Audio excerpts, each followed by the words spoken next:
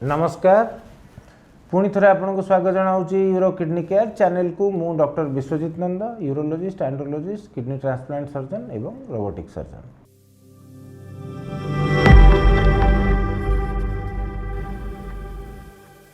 आमे माने विगत 3टांग वीडियो रे डिस्कशन करछे गोटे जिनस इरेक्टाइल डिस्फंक्शन बा यौनांगर शिथिलता।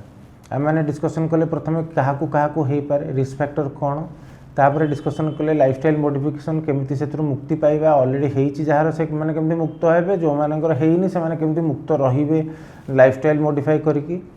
थर्ड रे आमे डिस्कशन कले कोन कोन सब ट्रीटमेंट ऑप्शंस अछि जे हम पाखे ट्रीटमेंट ऑप्शन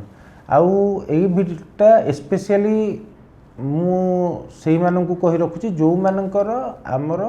इरेक्टाइल डिस्फंक्शन हो गलानी से माने ऑलरेडी मेडिसिन खाइले तापर आ मेडिसिन काम करूनी किंबा मूलरू ही मेडिसिन काम करूनी से मानक पई जो थरे हमें ऑपरेशन द्वारा बा पेनाइल इम्प्लांट सर्जरी कहतु बा पेनाइल प्रोस्थेसिस सर्जरी कहतु एटा गोटे ऑपरेशन द्वारा आमे इरेक्टाइल डिस्फंक्शन को ठीक करूचे। गोटे दर्शक बंधु गोटे जिनस इमेजिन करंतु गोटे लोकटे तार बयस होइतिबो 42-43 वर्ष ताकू 32-34 वर्ष रु डायबिटीज हो जाइछि ता वाइफ को 32-33 वर्ष से इरेक्टाइल डिस्फंक्शन में 2-3 वर्ष हला मेडिसिन खाइला पर मेडिसिन आउ काम करूनी आउ इंजेक्शन नबाकू से चाहूनी बा इंजेक्शन नेले भी सेमती भल रिजल्ट आसुनी। एबे कोन करिवो तार कोन हबो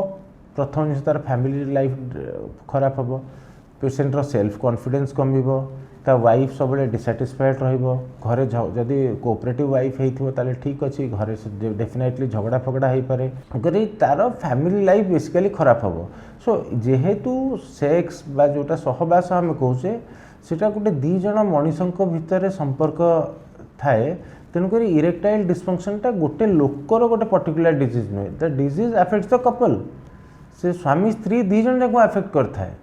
सीटा तेणुक इरेक्टाइल डिस्फंक्शन ट्रीटमेंट आप केवल से लोक करना इरेक्टाइल डिस्फंक्शन ट्रीटमेंट तापाई भी कर स्त्री भी कर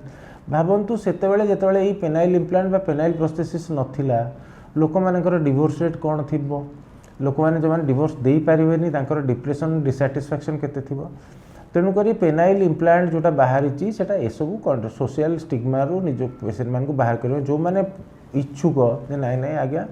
आमर इरेक्शन दरकार आम यही सिचुएसन अच्छु जो थे आमको इरेक्शन दरकार। तो पेनाइल इम्प्लांट माने कौन इम्प्लांट माने गोटे बाहर जिनसटे नहीं कि शरीर भितर लगेबाटा को इम्प्लांट ऑपरेशन कहती। तो पेनाइल इम्प्लांट जदि आम देखा ताहले आम दी प्रकार पेनाइल इम्प्लांट मिले गोटे है सेमी रिजिड बा जोटा कि आमर सिलिंडर परिका थी आ गोटे है इनफ्लेटेबल जोटा कि आम पंप करके फुलेबा आमे कौन करूँ पेनिस रूट पाखरे बा बेस पाखरे छोटिया इंसिजन गोटे देकर इम्प्लांट दीटा को आग ताको गोटे ऑपरेशन माध्यम रखीदेव इम्प्लांट दीटा तापर ताको सिलाई करदेबू। आम प्रथम जाना फास्ट सेमी रिजिड इम्प्लांट विषय टी जाना जोटा मोस्ट कॉमनली पृथ्वी सारा यूज हुए सेटा सेमी रिजिड इम्प्लांट तार कारण है ऑपरेशन करवाटा सहज तार आ सबुठ बड़ कारण है तार कॉस्ट कम। जदि आप इंडियन इम्प्लांट जोटा आम बहुत रेगुलाली यूज करचे बहुत कॉमनली यूज करचे तार कॉस्ट अप्रोक्सीमेटली 25,000 ରୁ 30,000 भितर पड़े आसूची। जदि आप इम्पोर्टेड इम्प्लांट यूज करेंगे तार कॉस्ट है 1,00,000 ରୁ 1.5 लक्ष आबे भी कही रखुची जे आपण मैंने भावतुनी जे इम्पोर्टेड इम्प्लांटा इंडियन इम्प्लांट टू बेटर आम मैंने रेगुलाली यूज करूँ मो हिसाब से इंडियन इम्प्लांटा बहुत नेचुरल तार जो सॉफ्टनेस थाए तार जो हार्डनेस थाए से सब नेचुरल भाया लगे तेणुक इंडियन इम्प्लांट भल।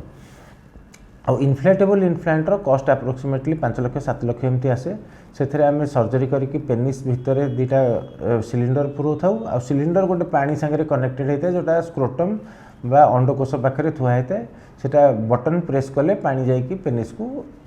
इनफ्लेट करता है। तो सबुठ इम्पोर्टेंट फैक्टर है आमर यहाँ कौ मानकर करहब प्रायतः सबू पेसेंट जो मानक मेडिसिन काम दौनी बा न्यूरोलॉजिकल पेसेंट बा जो पेसेंट हेले भी आम इम्प्लांट सर्जरीटा समस्त आम कर implant surgery is a full proof solution. ताहले आम कोटा करवा सेटा आम डॉक्टर को टाइप रो इम्प्लांट लगे सेटा आम डॉक्टर संगे डिस्कशन करवा एवं आमर पॉकेट को जोटा अफोर्डेबल लगे आमको जोटा कन्विंस लगे आम से सर्जरी करिपरिबा। तापर नेक्स्ट है सब दर्शक बंधु मैंने आपण मन में जो क्वेश्चन आसुव टोटाल इम्प्लांटेशन खर्च केते हुए जदि सेमी रिजिड इंडियन इम्प्लांट लगेबा ताहले 1,25,000 अराउंड आमर खर्च आसे जदि आम फॉरेन इम्प्लांट लगेबा ताहले हमको 7-8 लाख टंका खंडे खर्च आसो जोटा कि इनफ्लेटेबल इम्प्लांट लगेबा। आउ जदि आम सेमी रिजिड फरेन इम्प्लांट लगेगा ताहले जोटा 1,25,000 टाइम खर्च होता आउ 1,00,000 टଙ୍କା खंडे तार कॉस्टा बढ़ी सेकेंड है इम्प्लांटर लास्टिंग केते दिन करिवो जदि आमको इम्प्लांट ठीक रहिला ताहले एटा इम्प्लांट जीवन सारा ठीक रे रही थाए यार किसी एज न थाए बा एक्सपायरी डेट न थाए एटा रहिला बॉडी रे माने जीवन सारा रही परियो 10 वर्ष 15 वर्ष 20 वर्ष 5 वर्ष जेतिक दिन आम नॉर्मली यूज करबा रही परियो। थर्ड क्वेश्चन है परिश्रा रे कौन प्रॉब्लम होबो बा परिश्रा समय केमती आम करबा। थर्ड क्वेश्चन आम नॉर्मली जेमती परिश्रा करबा कथा करबा इन्फ्लेटेबल इम्प्लांट जोटा हमर कहते जोटा 5-7 लाख टଙ୍କା पड़े से आम नॉर्मल पेनिस जमी फ्लैसिड स्टेट रे थिबो सेमती थिबो आम से परिश्रा करबा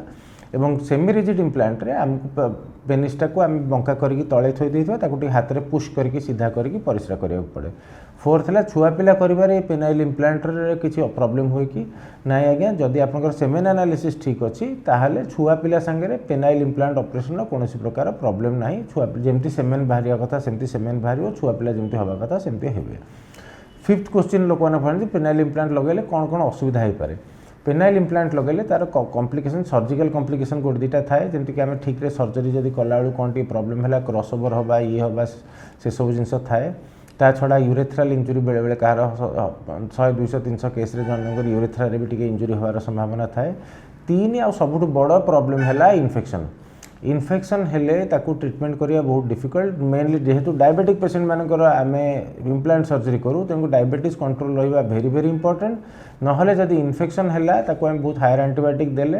अराउंड 50-60% पेशेंट एंटीबायोटिक रे भल हंती आउ 20-30-40% पेशेंट कर इम्प्लांट टाकू बाहर करिया पड़े। आपण मैंने समझ जानी रखिए जदि इन्फेक्शन है ताले इम्प्लांट बाहर करके आउ थे 6 मास रु वर्षे पर इम्प्लांट आउ थे री इम्प्लांटेशन करार प्रयोजन आसीपे एवं यहाँ सबुठ बड़ कारण आपड़ जदि सर्जरी करेंगे तो सर्जरी कॉम्प्लिकेशन विषय न जानी एवं ताहले सर्जरी करवा उचित नुहे आपको मुझे डरैवा चाहूनी किंतु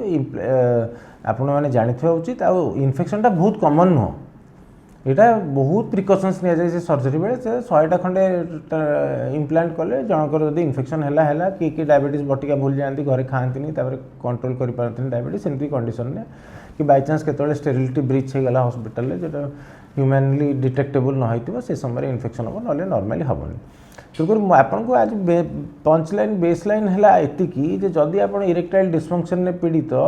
ताहले जदि आपको इरेक्शन दरकार अच्छी ताहले किसी डरबार आवश्यकता ना penile implant is a very good surgery अध घंटे रु घंटे समय लगे रिकवरी अराउंड 15-20 दिन भितर मैक्सिमम रिकवरी टाइम आदि इन्फ्लेटेबल लगेगा तो 5-6 दिन रिकवरी टाइम जब सेमी रिजिड लगेगा टी 8-10 दिन रिकवरी टाइम थी तेणुक आम आराम से पेनाइल इम्प्लांट सर्जरी जापर तेणुक एतिकी है आमर बेसिक 4टा वीडियो जोटा आम इरेक्टाइल डिस्फंक्शन उपर पोस्ट कले आग को जिते समय मिल दर्शक बंधु आम मैंने छोट छोट जिनस तार भिडियो देवु जे आपंकर आउ केते डाउट थो जो ओवर द काउंटर मेडिसिन खाऊे कौटे 10 मिलीग्राम खाऊे केतले 5 करेंगे केतले 20 करेंगे खाली पेटर मेडिसिन खाइबे कि खाइबे कौ मेडिसिनटा केमती खाइबे ता विषय टिके आलोचना करवा एतिक विदाय नौची नमस्कार।